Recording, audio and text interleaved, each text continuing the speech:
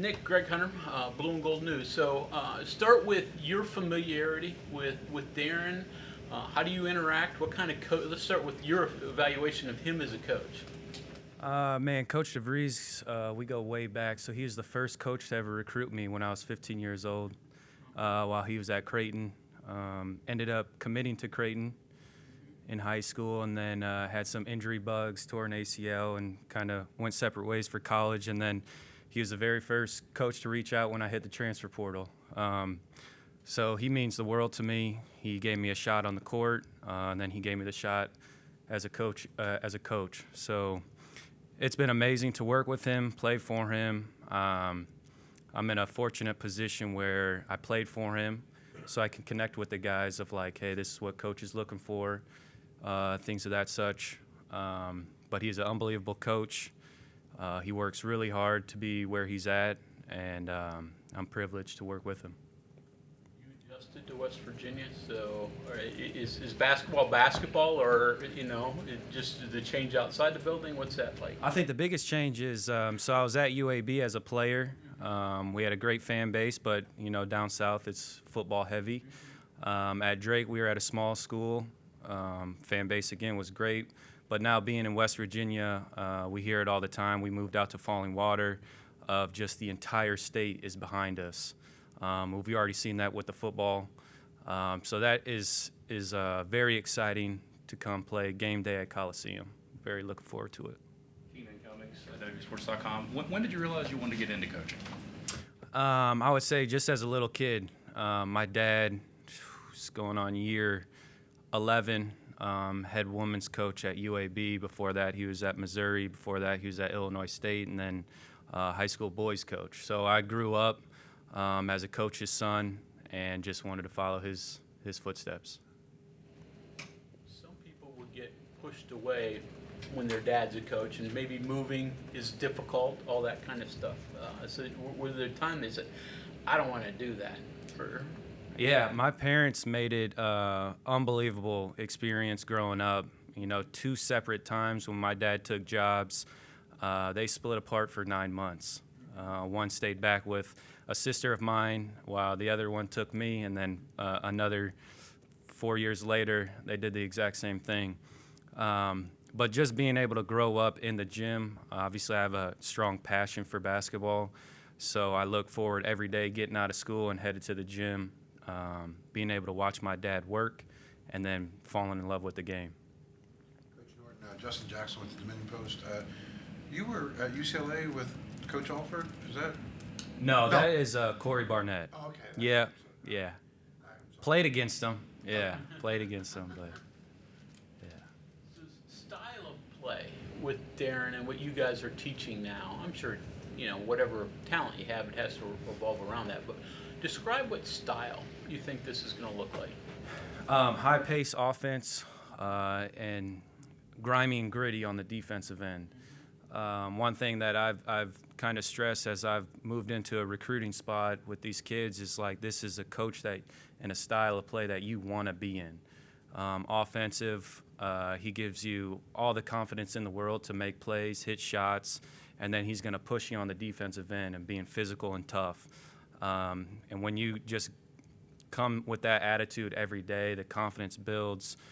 We've seen it with our guys all summer and all fall, that their confidence level is just continuing to rise, and they're really, really looking good. Greg Carey with West Virginia Metro News. You obviously have familiarity with his system. Many of the players don't. So how beneficial has that been, and kind of what has that been like, trying to mesh with some of the guys that have never played a game for him yet? Absolutely. It's been awesome and a lot of fun for me because I feel I can bring a big impact to these guys with the new system. We have 14 new guys, 15 if you include Ofri, who didn't play for Coach last year. So just being able to relay messages, they hear it from Coach one way, and then they can hear it from me as well. Also, Garrett Sturt's on staff. Just a lot of voices that can connect with these guys, what Coach DeVries is really looking for. I mean, obviously the era of college athletics have changed with the portal and everything, and so the way you go about building a roster now is completely different than 20 years ago. But do you think it's possible to have this many new guys come in at one time and be successful? Is that more difficult than maybe the process was 20 years ago or so? It'd be hard for me to say what it is exactly 20 years ago, just because I wasn't in that coaching spot. But I will say the biggest impact, which helps bringing Tucker along, is just like our daily habits of drills, what the offense should look like, what defense, where they need to be position-wise. So having Tucker helps a lot just because he knows the system, he's played in it. Like I said, to the coaching part of it, I can relay messages. So that would be the biggest hurdle, I would say, is just getting all 15 guys exactly what the system should look like and what kind of product we're trying to put out on the court. Is that a day-to-day challenge? I mean, you see growth, step backs, and growth again. I mean, is that kind of... Yeah, absolutely. Like 2 steps forward, 1 step back kind of thing, which we harp on our details every day.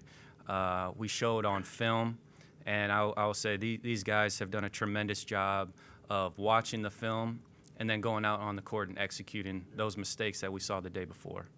So with so many newcomers, harder to get them acclimated offensively, defensively, the same? Which is tougher to teach right now? I would say defense-wise, just because it's all based on being connected.